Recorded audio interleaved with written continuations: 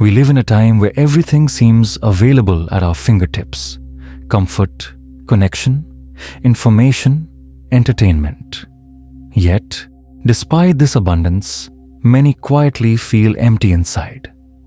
The more we reach outward for control and certainty, the more we lose our capacity to rest within ourselves. The paradox of modern life is that the easier things become externally, the more fragile we grow internally. In Buddhism, this is not surprising. The Buddha observed long ago that the human mind is always restless, seeking what it does not have and fearing what it might lose. This constant motion creates tension beneath the surface of ordinary living. We are surrounded by noise, but the real noise is within. The chatter of comparison, the subtle anxiety of not being enough, the fear of being left behind. Mental strength in the Buddhist sense is not the absence of struggle. It is the capacity to remain steady in the middle of it. True resilience comes not from tightening our grip on life, but from learning how to open our hand. The modern world teaches us to build stronger defenses, but Buddhism teaches us to dissolve the walls entirely, to return to a mind that can meet reality as it is without resistance. Everyday life presents endless invitations to practice this. The traffic jam that tests our patience, the unexpected criticism that stirs our pride, the quiet loneliness that visits us at night. Each is a mirror showing how tightly we hold to control. In that moment of frustration or fear, strength is not found in reacting quickly, but in pausing, in simply recognizing, this too is part of my mind. When we stop fighting our experience, something soft but powerful appears. A stillness that does not depend on outcomes. It is like the quiet depth of a lake beneath waves, untouched, serene, patient. That stillness is our original strength. Mental resilience begins here, not by adding more, but by subtracting the unnecessary, not by escaping the noise, but by listening deeply enough to see what lies beneath it. The paradox dissolves when we understand that the path of strength is not built by willpower alone, but by gentle awareness. A mind that no longer needs to conquer the world to feel at peace within it. Every moment of distress begins with a quiet misunderstanding, the belief that life should unfold according to our wishes. When reality does not align, tension arises. The Buddha called this dukkha, the unsatisfactory nature of existence when clung to by desire or resistance.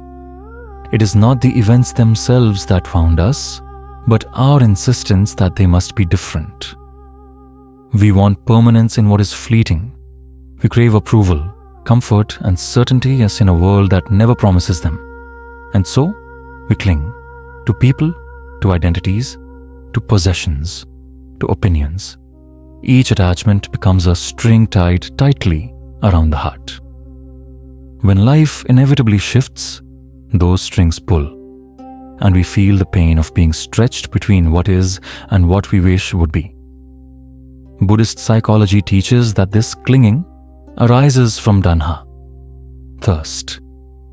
It is not wrong to feel desire or to dream, but when desire becomes ownership, peace disappears.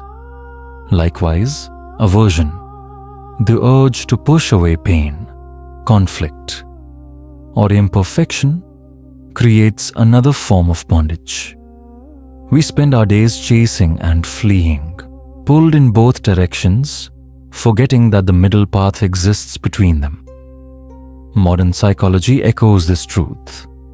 Our minds are conditioned to seek pleasure and avoid discomfort. When something unpleasant occurs, our nervous system reacts: fight, flight, or freeze. But each reaction, when unconscious, strengthens the illusion of control. We end up living reactively, not reflectively, ruled by impulse instead of insight. The Buddha did not promise to remove pain from life. He promised freedom from the unnecessary suffering layered on top of it. To suffer is human. To multiply that suffering through resistance is optional. When we stop asking, "Why is this happening to me?" and begin to ask, "How am I relating to this moment?" awareness dawns. Through this awareness, the nature of suffering becomes clear. Pain is a wave. Attachment is the anchor that holds us beneath it. Letting go of the anchor does not erase the wave, but it allows it to pass. We float again, light and unharmed. The root of mental suffering, then, is not the world outside, but the clinging inside, the refusal to let the world be as it is. Once we understand this, we begin to sense the first breath of freedom. For the mind that accepts impermanence ceases to struggle with change. And from that acceptance, quiet strength begins to grow. Letting go is often misunderstood. Many imagine it as detachment, as if we must turn away from life and its joys. But in Buddhist wisdom, letting go does not mean rejecting the world. It means seeing it clearly without the fog of grasping or fear. It is not an act of giving up, but an act of awakening. To let go is to release our tight hold on the illusion of control. It is to understand that no matter how hard we plan, argue, or resist, life moves according to its own rhythm. Like the river, it flows forward, indifferent to our demands, yet perfectly in tune with its own nature. The more we try to dam the flow, the greater the pressure becomes. Eventually, the water finds another way. The Buddha often used the image of holding a rope that burns your hand. The pain does not come from the rope itself, but from your refusal to release it. Likewise, much of what we call suffering is our unwillingness to let go of what is already gone, or our insistence on holding what does not belong to us. True strength is the courage to open the hand, to trust that what remains is enough. In modern life, we are taught to hold tightly, to secure, to possess, to define ourselves through roles and achievements. But what if mental strength was not about holding, but about knowing when to release? The mind that can release is not weak, it is wise. It understands that everything changes. People, emotions, seasons, even our own ideas of who we are. Letting go is not the end of love or care. It is the beginning of freedom within them. When we love without clinging, we allow others to be as they are. When we face loss without resentment, we allow life to teach us impermanence. When we fail and can still breathe, we discover that peace was never dependent on success. The Buddha said, "Whatever you cling to, you suffer. But when you release the need to control, you discover something extraordinary, a quiet inner space untouched by gain or loss. In that space, compassion flows naturally. Acceptance becomes not resignation, but an embrace of life's fluid nature. To let go is not to drift aimlessly, but to move with the current rather than against it. It is the art of trusting that life, when met with awareness, knows where to go. And in that trust, we find the deepest form of strength, a calm that cannot be shaken by change. To be mentally strong is to be fully present, not to control every outcome, nor to predict every moment, but to live deeply within the one breath that is here. The Buddha taught that the mind, left untended, wanders restlessly between past and future, regretting what has been and fearing what might come. In this constant movement, we forget the only reality we ever truly have, the present moment. Mindfulness, sati, is the art of returning home to this moment. It is not a technique to fix the mind, but a way of being with it, gently, with kindness. When we sit in awareness, we begin to see thoughts not as commands, but as passing clouds. Emotions arise and fade like waves on a shore. Behind them all, there is something stable and awake. The watcher, the knowing mind. This shift from identification to observation is the foundation of inner strength. In modern psychology, it is called the observer mind. In Buddhism, it is the same insight that leads to liberation. You are not your thoughts. You are the awareness that sees them. When anger arises, awareness says, "Here is anger." When fear appears, it says, "Fear is here." Nothing more is required. The moment you name it with presence, it loses power. But presence is not only found in meditation halls. It is cultivated in every small act. Washing dishes, walking, listening, breathing. Each time the mind drifts and you gently guide it back. That is strength. Not the strength of force, but of patience and returning. A mind that can return is a mind that cannot be broken. When we are present, we no longer live as victims of circumstance. We meet reality as it unfolds, raw, imperfect, alive. Even in pain, there is clarity. Even in loss, there is space. The mind learns to rest where it is, not where it wishes to be. The Buddha described mindfulness as a lamp in the darkness. It does not change the nature of the night, but it allows us to walk without fear. In the same way, presence does not erase difficulty. It illuminates it. And in that light, we find choice, the power to respond, not react. To live mindfully is to live freely. The world continues to change. People come and go. Moments rise and fall. Yet the one who is aware remains steady. This awareness, soft but unwavering, is the silent core of all mental strength. Our minds are like rivers. Most of the time they flow gently, thought to thought, feeling to feeling. But sometimes they form whirlpools, spiraling in familiar circles of fear, anger, guilt, or doubt. These are emotional loops, patterns of reactivity that trap us in suffering. We believe we are thinking freely, but in truth, we are circling the same shore. Buddhist psychology calls this cycle sankhara, mental formations shaped by habit and memory. When a situation resembles something painful from the past, the mind reacts instantly, as if the old wound has reopened. We lash out, withdraw, or overthink. Each time we do, the loop strengthens, becoming easier to fall into again.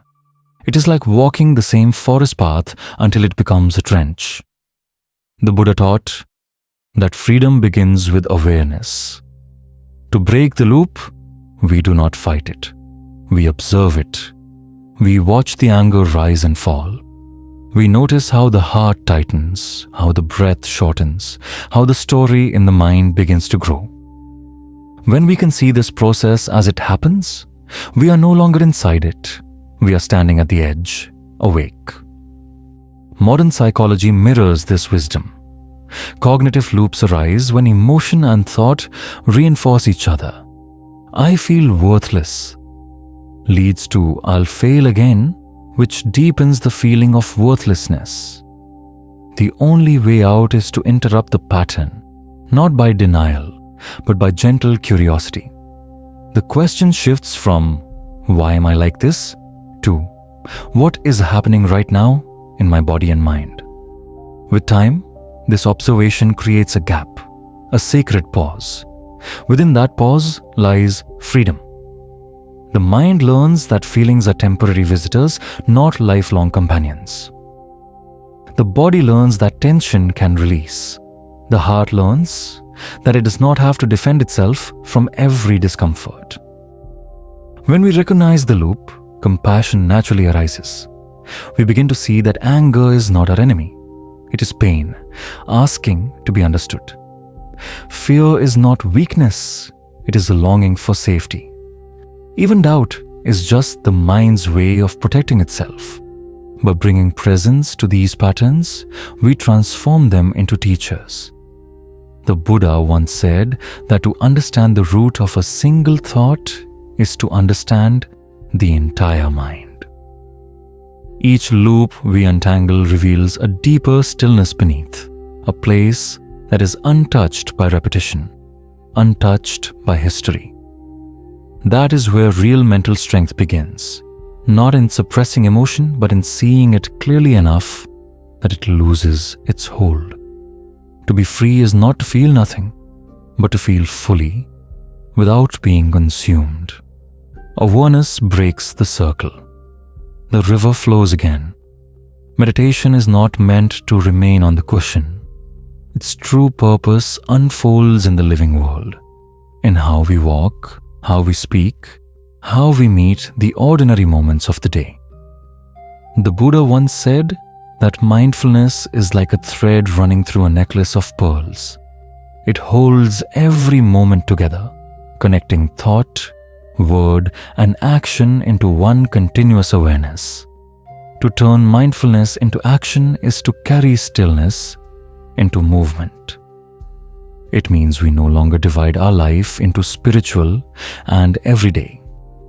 When you wash a cup, you are practicing presence. When you speak kindly under pressure, you are embodying meditation. Each small act becomes sacred when it is done with attention. The first step is the pause. In that split second before reaction, there is space, the breath, the body, the awareness of this is happening. The mind trained in mindfulness recognizes that space and chooses from it, rather than from habit. Someone criticizes you. Instead of defending, you breathe. A plan fails. Instead of collapsing, you observe. This small pause is the seed of strength. The next step is intention. Every action carries energy. The motivation behind it shapes its outcome. Mindful intention asks, what am I nurturing in this moment? Fear or compassion? Greed or generosity? Buddhism teaches that karma begins not with the deed, but with the thought that precedes it. When our intention is grounded in awareness, our actions ripple peace instead of confusion. Then comes compassion in practice. Mindfulness without compassion can become sterile, self-focused. But when awareness meets empathy, it transforms relationships. We listen without the urge to fix. We speak with clarity, not manipulation. We give not to gain, but because giving is natural. Through this, mindfulness becomes alive, a force that softens the world around us. Modern psychology supports this ancient insight. Studies show that conscious breathing, emotional regulation, and deliberate poses activate the prefrontal cortex, the part of the brain responsible for reflection and empathy. In essence, mindfulness rewires the mind to respond with wisdom instead of impulse. To live mindfully is not to live slowly, but to live deliberately.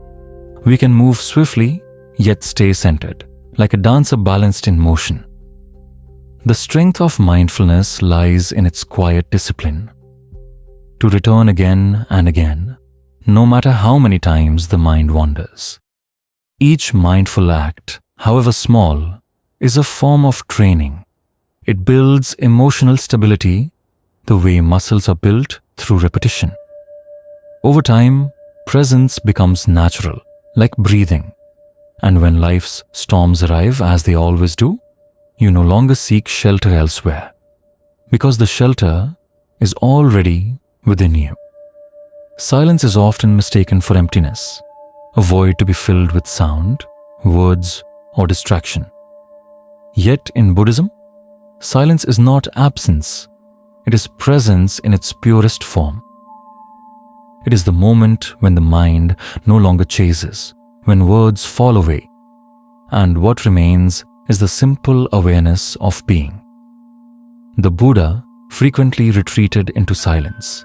It was not withdrawal from the world, but communion with its essence. In that quiet space, truth becomes audible. What we call wisdom is not something we add to the mind, but something revealed when noise subsides. Silence is the clearing where understanding blooms. In the modern world, we are surrounded by endless voices, notifications, conversations, opinions, predictions. Our attention is constantly pulled outward, leaving little space for reflection. But the stronger the noise, the more vital silence becomes. It is in silence that the mind detoxes from the constant input of information, regaining its natural rhythm. When we sit quietly, even for a few minutes, we begin to notice the layers of inner sound, thoughts rushing, memories replaying, anxieties whispering. At first, the noise may seem louder, but as awareness deepens, those sounds soften, like ripples fading on water. Beneath them lies a vast stillness, always present, always waiting. Silence teaches patience. It teaches us that not every thought deserves a reaction, not every emotion requires expression. In the quiet, we learn discernment, the ability to sense which impulses arise from truth and which from fear. From this discernment comes real strength, the power to respond only when it serves peace. In monasteries, silence is not punishment but protection, a sacred space where mindfulness matures. Yet we do not need a monastery to experience it. We can practice silence on a morning walk, during a meal, or before sleep. Turning off a device, pausing before speaking, listening to the breath. These are small gateways into the same peace. Modern psychology agrees that silence restores the nervous system, lowering stress and increasing clarity. But beyond the biological calm lies something deeper, an inner spaciousness where creativity, forgiveness, and insight naturally arise. When the mind quiets, the heart begins to speak.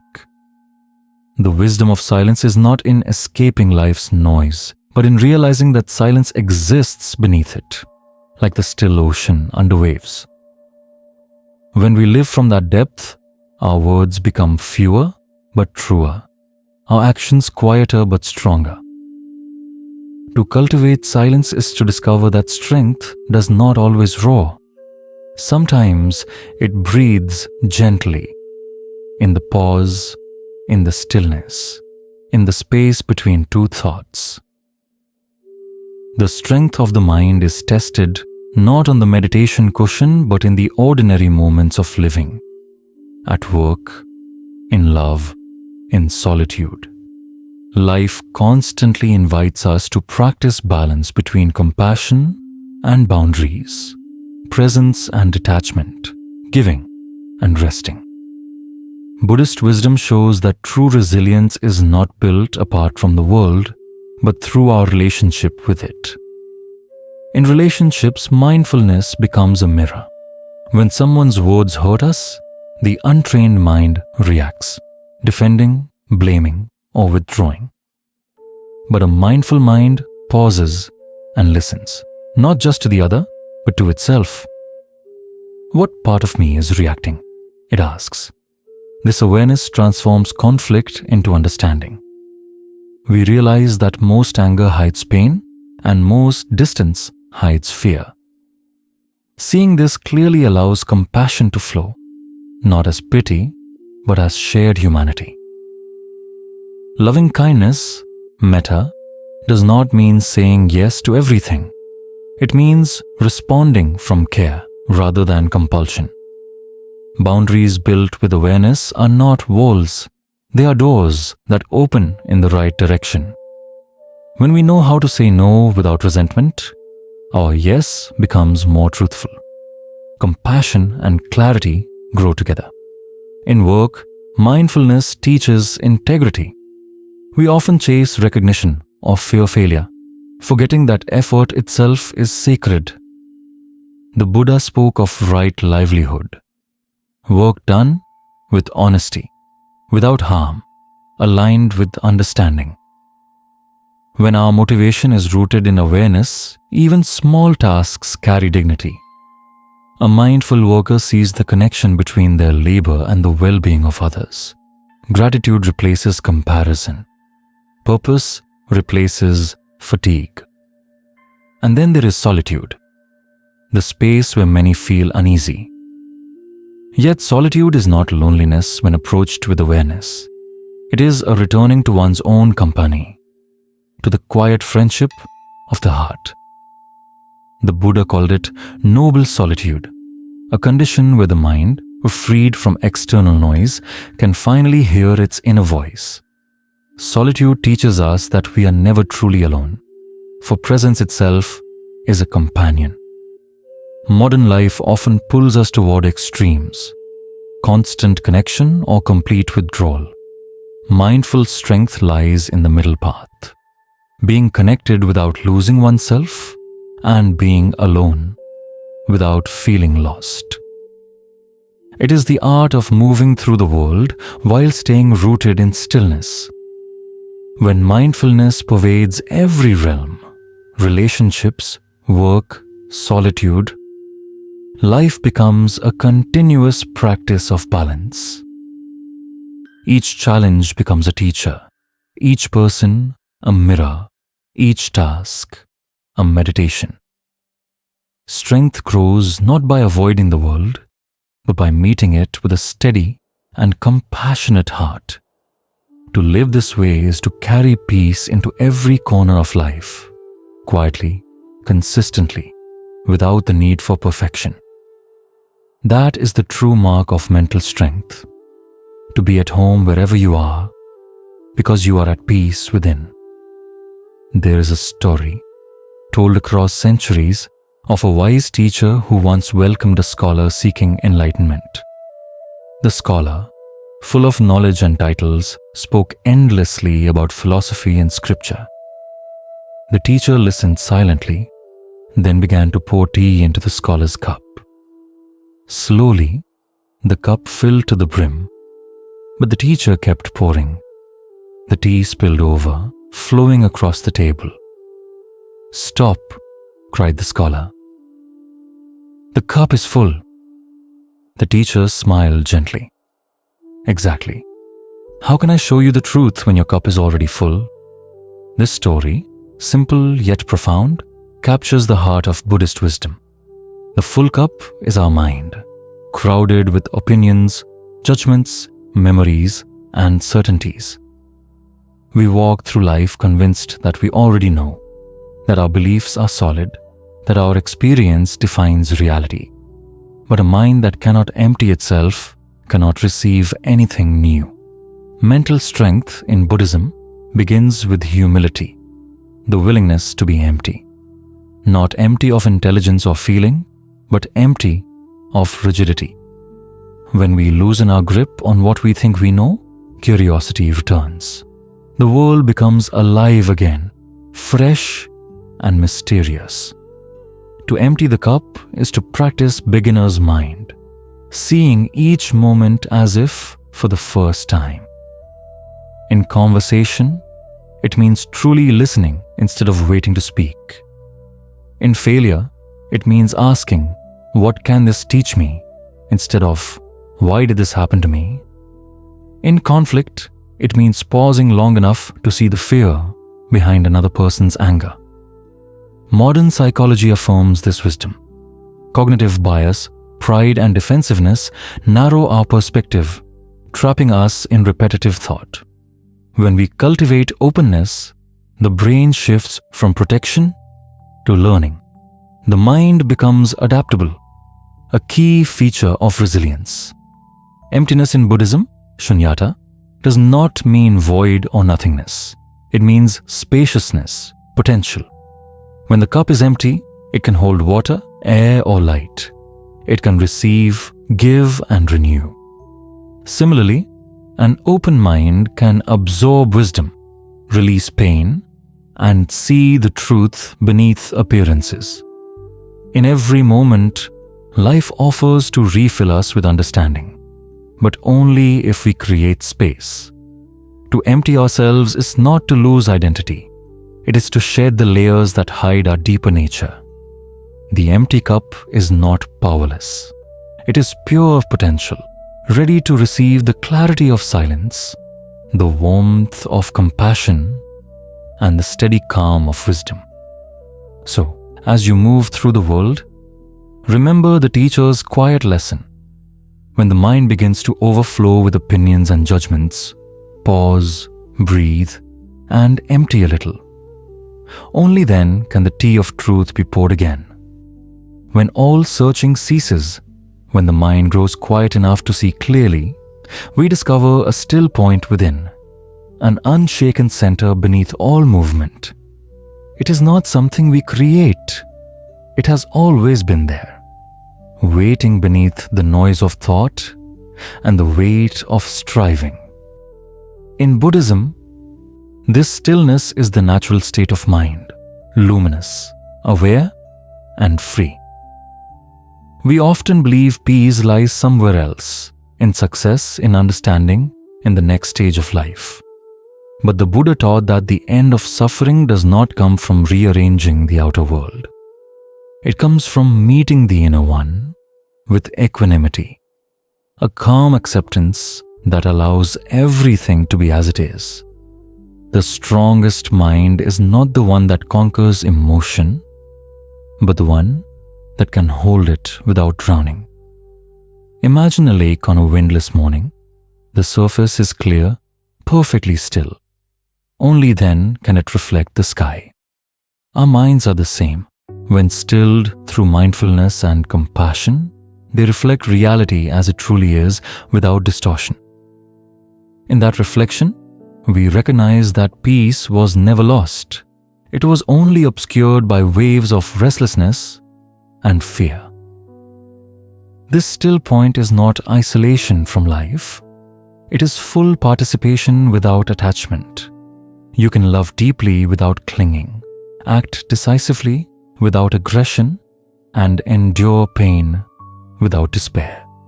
Strength no longer means resistance. It means stability.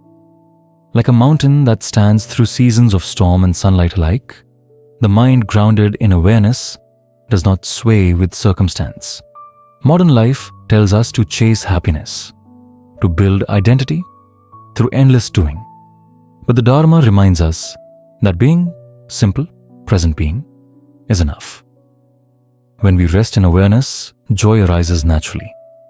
Gratitude flows without effort. Even challenges become part of the unfolding path. The still point is the meeting of wisdom and compassion. Insight seeing clearly and love holding gently. When both awaken, the heart no longer fights the world. It becomes the world, vast, patient, and kind. And so, to become mentally strong is not to harden, but to soften. It is to remember that strength is not born from control, but from understanding, not from having all answers, but from resting in the mystery. As the Buddha said, peace comes from within. Do not seek it without. When we learn to touch that peace, even briefly, it changes everything. Not because life becomes easier, but because we no longer need it to be. In every breath, in every pause, that still point waits, silent, steady, infinite. Return to it often. It is home.